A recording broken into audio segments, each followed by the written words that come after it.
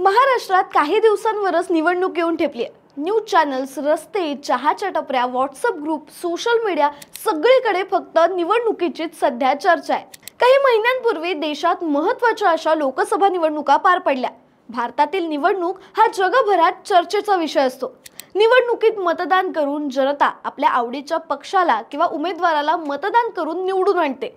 ही निवडणुकांची बेसिक माहिती तर सर्वांनाच माहिती असेल, पण जगात निवडणुकीची सुरुवात कशी झाली? राजे महाराजे, घराणेशाही अशी पद्धत असणारं शासन जगभरातून बदललं कधी आणि सामान्य नागरिकाला सरकार निवडण्याचा अधिकार मिळाला कधी? जाणून घेऊया या व्हिडिओच्या माध्यमातून।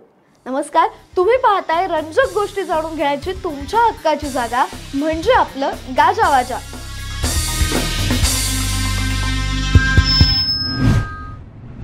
तर आपण आत्ताच्या काळात निवडणूक ही सरकार स्थापनेसाठी उमेदवार निवडण्यासाठी घेतो, पण इतिहासानुसार जेव्हा पहिली निवडणूक घेण्यात आली होती ती कोणाला निवडण्यासाठी नाही तर नको असणाऱ्या उमेदवारासाठी शहरातून हद्दपार करण्यासाठी घेतली जात होती।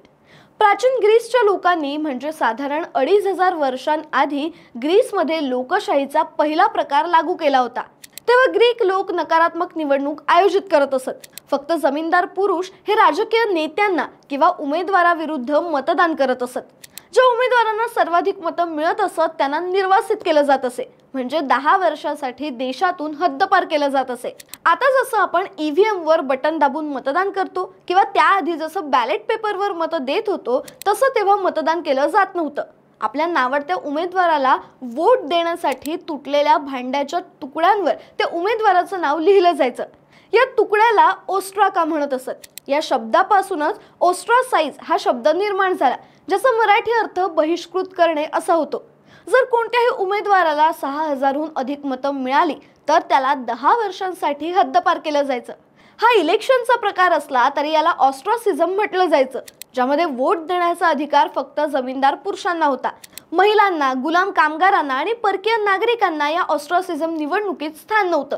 जगातली सर्वात पहिली किंवा सर्वात जुनी निवडणूक हीच होती हे उत्खननात सापडलेल्या ओस्ट्राकांवरून कळलंय। ग्रीसच्या अथेन्स शहरात पुरातत्वज्ञानांना 8500 ओस्ट्राका म्हणजे त्या काळातील मतपत्र सापडली। हे होते आतापर्यंत सापडलेल्या सर्वात जुन्या निवडणुकीचे पुरावे। याआधी निवडणुका होत असतील पण त्याचे पुरावे आपल्याकडे नाहीत, त्यामुळे सध्या तरी हीच जगातली पहिली निवडणूक मानली जाते। त्यानंतर 11व्या ते 13व्या शतकादरम्यान व्हेनिस शहरात राज्यव्यवस्था मजबूत करत 40 सदस्यांचे ग्रेट काउन्सिल स्थापन करण्यात आली। शहरावर असणाऱ्या काही कुटुंबांचा राजकीय प्रभाव कमी करण्यासाठी आणि सामान्य जनतेला सत्ता निवडण्याचा अधिकार देण्यासाठी ही ग्रेट काउन्सिल स्थापन केली गेली। तेव्हा व्हेनिशियन लोकांनी स्वीकृती मतदान पद्धत लागू केली।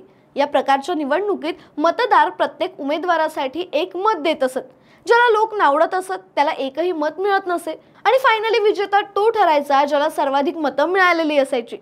सार्वत्रिक निवडणुका मोठ्या प्रमाणात सुरू झाल्या त्या 17व्या शतकात युरोप आणि उत्तर अमेरिकेत।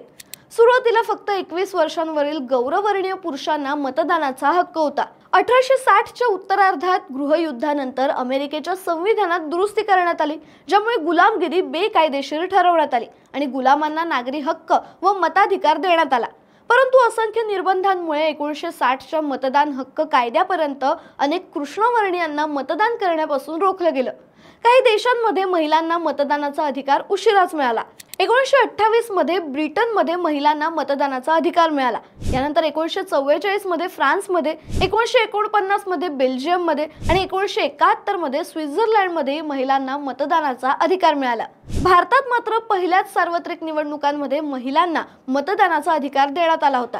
या निवडणुका 1951 आणि 52 मध्ये घेण्यात आल्या।